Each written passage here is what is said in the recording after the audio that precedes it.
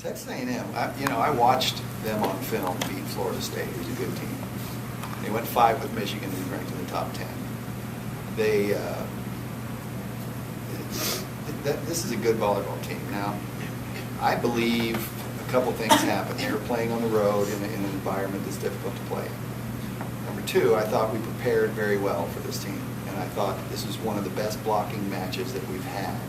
And it made, 11 and a half blocks is good. It's not like dominating in terms of stuffs, but what was happening was we had a lot of touch blocks, a lot of slows. We were, those outside hitters for them are normally hitting at a much better clip, especially, is it named Loak?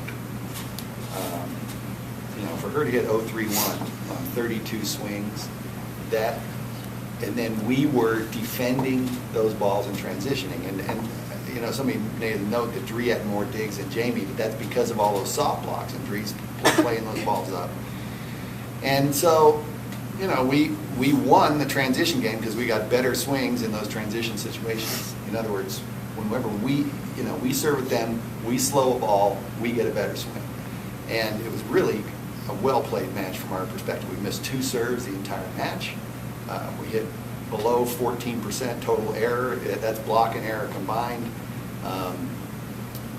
And we had some great performances, in particular Michelle Lawrence.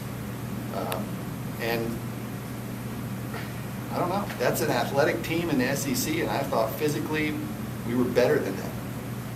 And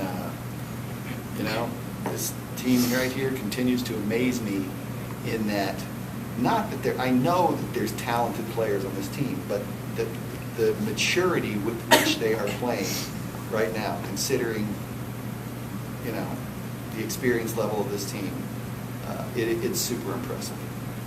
You guys go 2-0, and yet always that third set can be pretty tough to close out, and you guys are behind there a little bit, but then find something in you and then close them out there. How impressed were you to close it out like that? It's just like the Wyoming match. You keep it close and win at the end. And you can't panic when those things happen. I feel like I kind of panicked against Wyoming. Sometimes our expectations of what a conference match is supposed to be like can get to us. But tonight, you just don't panic. You keep it close and you win at the end. And,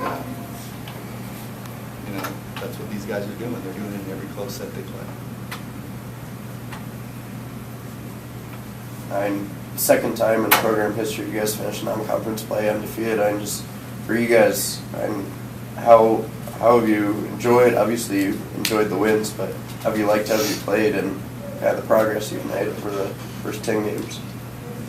I think it's been great playing with these girls because we can rely on everyone, and being sorry, my voice is a little bad, but being one of 2 teams that's done that in Colorado State history, it's cool to be part of a tradition and a legacy, especially with, again, these girls, because they're great people and great players.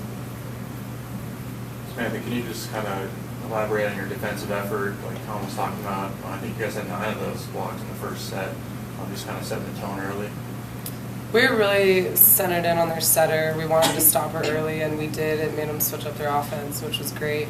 And we've been focused on blocking a lot. I mentioned it during Wyoming. We had improved a little bit, and I think we improved even more tonight. And it's something that we're going to have to work on for the rest of the season. But it's nice to see that some of that focus is definitely paying off.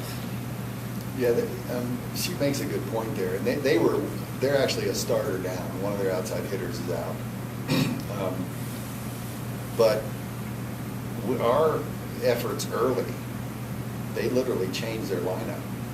And I don't know if they practiced in this lineup before or not. I'm sure they probably have, but they changed their lineup.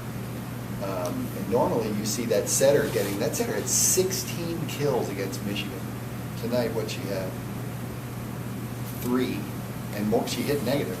I mean, she's such an integral part of the offensive attacking part of what they do that if you do that, you've just disrupted everything they want to do. So that's why they had no flow.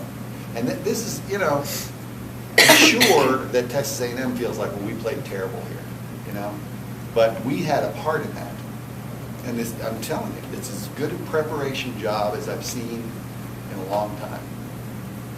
So it was really great job by them. Texas A&M is one of the top. It's up there in rankings. You know, do you think this is one of the toughest teams you guys have faced thus far?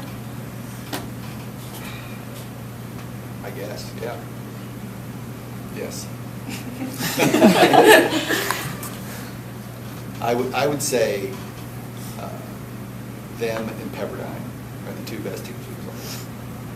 The conference games will be harder, okay? And it's not necessarily because those teams have more talent. It's because those teams know us. We now have a film exchange, so they know what we're playing like. The game planning and coaching can come into play. And then now half of our games from here on out are going to be on the road. So we'll get that question again. If something happens, we have a bad match against somebody, we go, well, you guys beat a team that was ranked 26. What happened? You know, I mean, it's not the same. Conference will be harder. These guys, these older kids know it. It will be harder.